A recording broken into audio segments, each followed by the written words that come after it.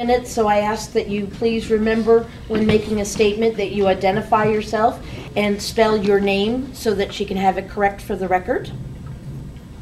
We're looking for approval of the meetings from the last minutes of the last meeting. Anyone? Need a motion? Sure. Hi, Jim Stairs. Jim Stairs, S-T-A-I-R-S, and I move that we approve the minutes. Thank you, Jim. A second? Jeff Anne Marie Cross. Excused from tonight's meeting is Kevin Roberts, Mike Sini, Steve Kroll, PJ Keeler, and Marie Walker. We have 3 disciplinary actions. Gil Hall, Hoosick Falls, New York State EMT 407319, surrendered his paramedic certification effective 4/8/15, was allowed to maintain basic certification expiring 6/30/16, and shall not reapply for paramedic certification prior to 6/30/16 for violations of Part 800.16G. Number 2, Teresa McLear, Casterland, New York State EMT 331784, was suspended for 3 months, placed on probation for 3 years, effective 2/4/15, and was assessed a civil penalty of $2,000 for violations of Part 800.16G. Number 3, Brett McGuire, Kingston, New York State EMT 264078, was suspended for 6 months, effective 4/15/15. Suspension is stayed, also placed on probation for 3 years, effective 4/15/14, and assessed a civil penalty of $1,000 for violations of Part 800.15B and Part 800.16G. Any questions? Okay. Correspondence. We have a letter from the Department of Health advising that Rensselaer Volunteer Ambulance has failed to respond to 2 Department of Health letters requesting documentation that the service is responding to calls within their operating territory. A statement of deficiency was issued to this agency, and they have until May 1st to submit a plan of correction. Number 2, letter from DOH advising that Steve Kroll has been appointed as the Hudson Mohawk REMSCO representative. Number 3, letter from DOH advising that Delmar Volunteer Ambulance has failed to respond to a request for a full service inspection. We have several course applications listed for information only.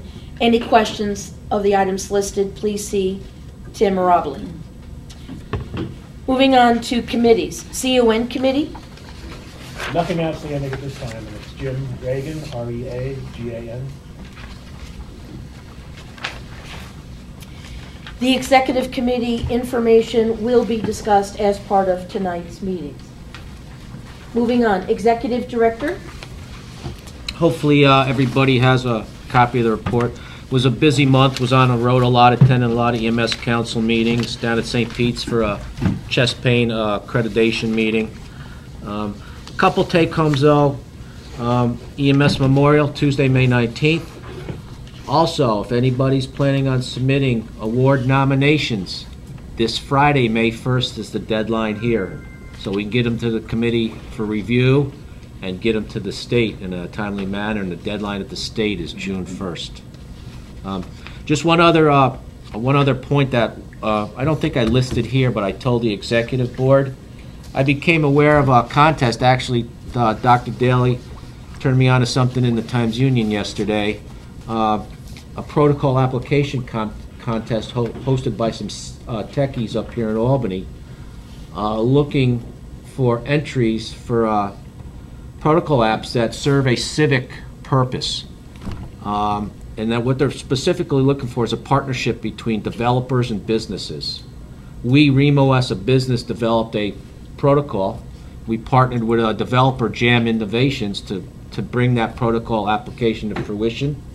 I got the approval from the developer. We're going to enter the contest and see what we can do. There's some nominal prize money, but I think the exposure in and of itself would be worthwhile to pursue this. So we're going to take it forward. And I'll let you guys know. Thank you. That concludes my report. PJ is unavailable this evening, so Tim has offered to review the treasurer's report. Solid financial shape. Excellent shape.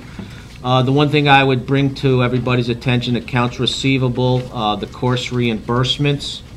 State still owes a chunk of change, but you can subtract $8,000 for that because I did receive a partial payment a week ago relative to several outstanding training vouchers dating back March through August of last year. We continue to work with DOH to recoup the rest of the outstanding funds. That's it. Thank you. Medical Director, Medical Advisory, Academic Committee, Dr. Daly.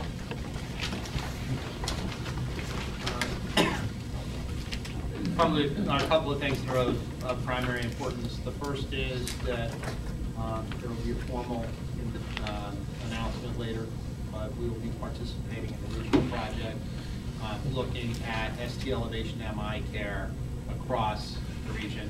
And that's the greater region. It's going to include Glens Falls, it's going to include National Tower, it's going to include St. Mary's and Amsterdam. Goal is going to be to see what door to balloon time is, both for patients that primarily present at academic centers or primary PCI centers, and also at facilities that don't do PCI. So looking at the transfer process as well. This is the next step from the project we did years ago, looking at increasing communication from the field to the emergency departments and activating cath labs early. Goal will be to see whether or not we can decrease morbidity and mortality across all heart attacks in the region. I think we have a significant opportunity for hospitals to learn from best practices from each other, and it should be a pretty exciting process. Unfortunately, it means that I've got some traveling to do, but it should be a really good project at the end of the day.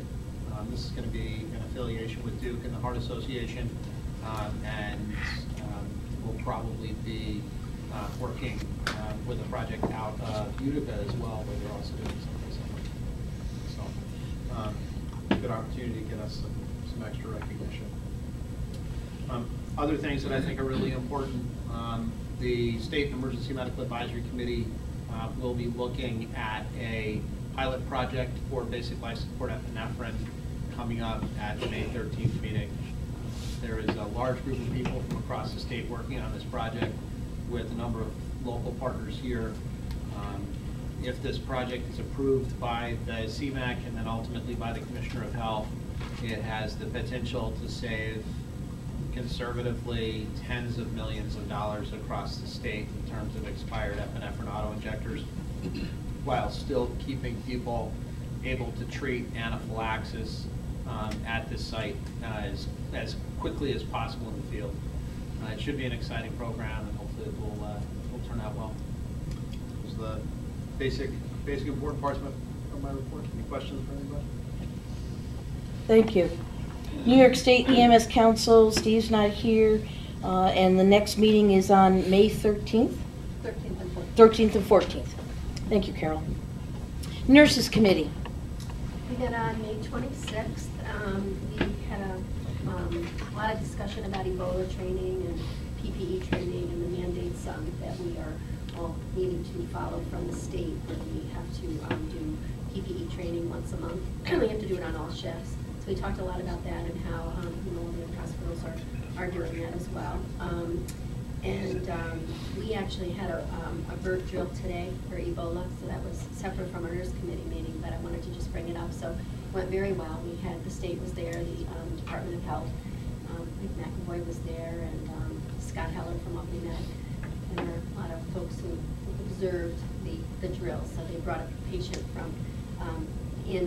with a highly suspected Ebola. They said that was a patient in Sierra Leone a week ago, back a week, and had been over there for a month, and had severe diarrhea and high temp.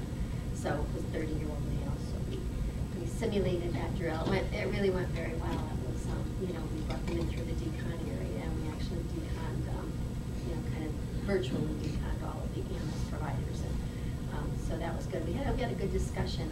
One of the things we talked about was transport afterwards, and I think that was still something that hasn't really been decided, that who would be transporting the patient. And I think each hospital has, you know, kind of a contract with our own, you know, EMS providers. You know, like we have it with Empire, and other hospitals have it with Mohawk. The question was, like, would the CDC designate an ambulance? I think there was a lot of discussion. Actually, Scott Heller said that he really believed that CDC may be designating an ambulance. I said, you know, if somebody could really check that out, because we certainly would want to know that if we, all of us, you know, if we had a patient that did come in. So nobody really had the answer to that. There was a lot of discussion about that afterward during our debriefing. You know, Dr. Brooks was there, and we were just didn't quite have that. But everything else really seemed to kind of fall into place as to you know, what we do. I don't know if there's any discussion. I mean, I'm looking at Steve from the Empire side, but I mean, I don't know. I know that we've talked about with you guys that you know, I know through Mike, we said that we would certainly, you know, be able to provide that. But I'm not sure what everyone else is. I could only tell you that we've done some training with Glens Falls Hospital, transporting patients from there with the complete everything, you know, the plastic in the ambulance and everything, and they went the whole route. So as far as designating someone, I don't know. Yeah, and we didn't know that. Like I said, we heard it today when Scott mentioned it, but again, he said it had been several meetings throughout. You know, not knowing that, but I just wanted to see. So they're going to look into that a little bit more, and also after that as part of it. Overall, it went very well. It was good. And then the only other part of the meeting, we talked a lot about the ST elevation MI best practices for PCIs, which Dr. Daly just talked about, and the epinephrine auto injectors. So had a lot of discussion about that. We talked about EMS week being May 17th to the 23rd, and what we were all going to be doing for that. And that was about it. Our next meeting is May 28th. Would you please identify yourself for the stenographer? Sorry, Anne Marie Cross. Okay. Thank you, Anne Marie. MCI committee, PJ's not here. Does anyone have anything else? Membership committee, it's all good at this time. Nothing for the nominating committee. QI committee, Mr. Romano. We have, there's no report tonight. We meet next week. All right, thank you. The awards committee, please go back and use these last few days of time that's available before the May 1st deadline to get applications for the awards into Tim. A lot of times EMS people don't like to toot the horns, but there must be folks out there that are deserving of your recognition. Let's give them the attaboy they deserve. County report, Albany. Nothing to report. Jim Reagan, REAGAN. Columbia County. Dave, anything with PJ not being here? Sorry, I apologize. Anything from Columbia County? Greene County. Yes, Aiden O'Connor, common spelling. A-I-D-A-N. I have two familiar faces to myself, but not to the crowd. This is Steve Ricardo. He's our new Chief of Operations for Greene County EMS. He started in March, so he'll be attending some of the meetings, hopefully get to know everyone. And to my right is Patty McInerney. She's new. She was appointed by the EMS Council and she left the room. So she will be here also. She's communication skills. She's been with Greene EMS for about 7 or 8 years. So we look forward to all being together with Dave. Greene County itself, we do have the final plan for the Greene County Task Force that has been meeting for the last 2 years. It's 190 pages, if anyone wants to look at it. I also do have a website that's on there electronically in case you don't want to spend 2 or 3 days going over it with me.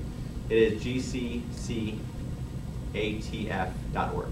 I can send that to Tim just to see what, you know, different data analysis and where we're going with that. Now it's in the transition phase of attempting to have people sign on to it. Other than that, Greene County EMS is doing well. We do have video scopes. We're getting a cyno kit. And we do have a PHLS class coming up on May 13th and 14th. 16th and 17th, excuse me. The video scope, yeah. So we're investing as much as possible in the Greene County area. Thank you. Rensselaer, Kathy Allen, no report. if I may, we do have summer EMT originals and research classes in Rensselaer County. A couple different ones to choose from. Please come play with us. Saratoga County, No report. Schenectady County. We had been working on the Campus Go EMS plan. We just found out that that's been canceled for this year. So that's it. Okay. James Vena, V-E-N-A.